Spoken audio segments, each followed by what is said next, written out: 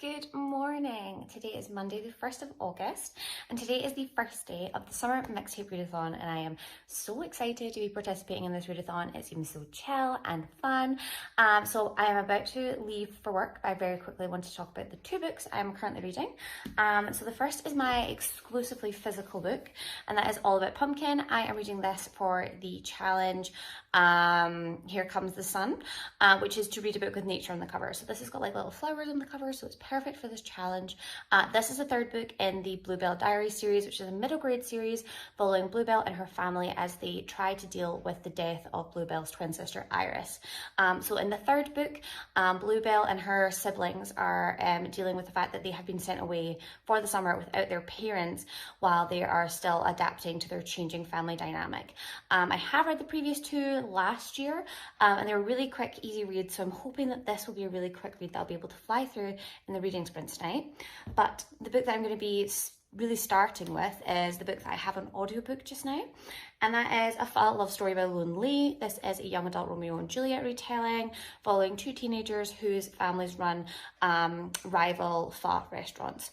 So this sounds like it's going to be really fun. It's got a lot of elements that I really enjoy in books, so I'm hoping I'll enjoy it.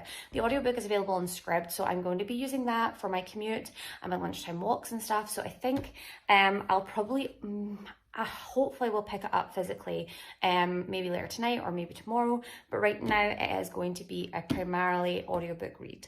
But yes, this is my little introduction to my Summer MixTape Readathon vlog. I'm really looking forward to this readathon. I'm just so motivated to read right now, so I'm very excited. But now I am going to go and put my shoes on and head off to work. Good evening. I am now home from work.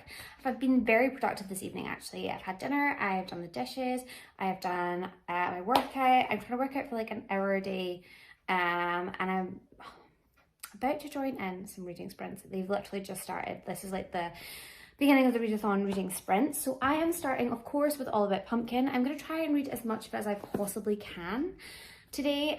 It's not a super hard read, so I'm going to just like buckle down and see if I can get it finished tonight. Good evening. It's quite dark now, and I'm coming with my last little check-in from my couch where I seem to have been all day long. I have not finished All About Pumpkin by Natasha Farrant. I have 100 pages left. I'm on page 237, and I am really disappointed that I haven't been able to finish it tonight.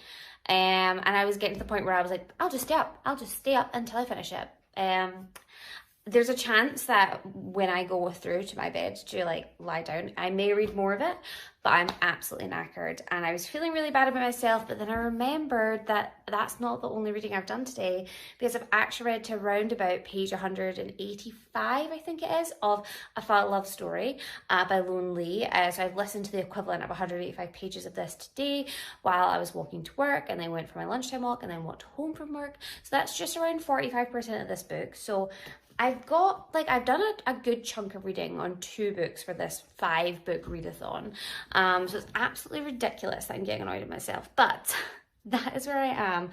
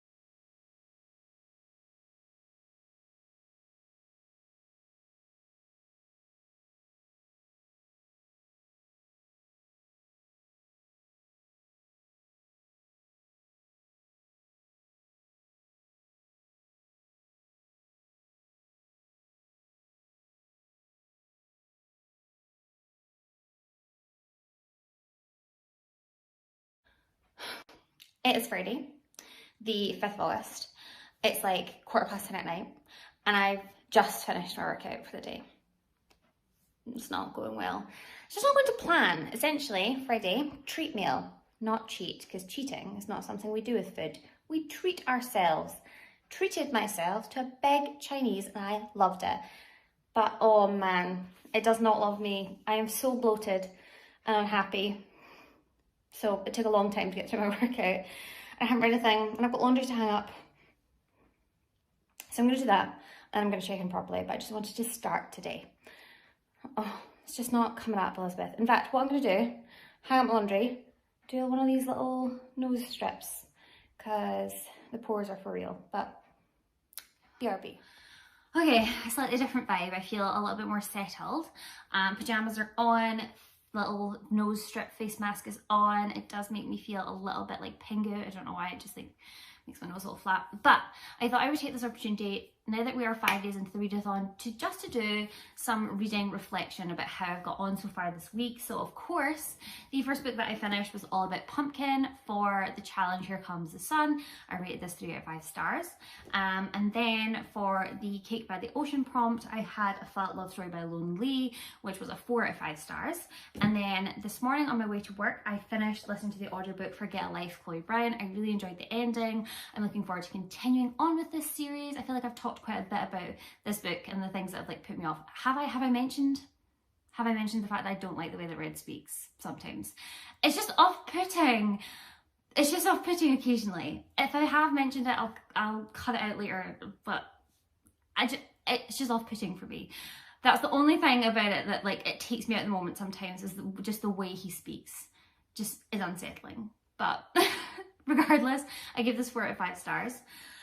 I have started Among the Lemon Trees by Nadia. I've got about 70 pages in, and I am planning on reading a considerable amount of it tonight once this is all off and I'm in my bed and I'm chill. But I accidentally completed the prompt for going to Ibiza, which is to read a book set in a different country, with a different book to do all as it works. I had a very spreadsheet orientated day at work today, and I find that if I've got nothing going on, I can get very distracted. Like, I can't focus on the spreadsheets because I just want to be like, oh, I wonder what my colleague's doing, or I wonder what's going on in the news, maybe I should check that. But if I have something going on in my ears, then I feel like I can really focus much better on the spreadsheet. So I had the audiobook for The Lady and the Unicorn by Tracy Chevalier, which is Tracy Chevalier's like imagining of the events around this like 15th century tapestry. That's all like fleur-de-lis, that's not quite like, is it millefleurs? I don't know. It's like this specific type of tapestry that they made in Brussels in Belgium during this time period that's all flowers and delicate and like red and gold.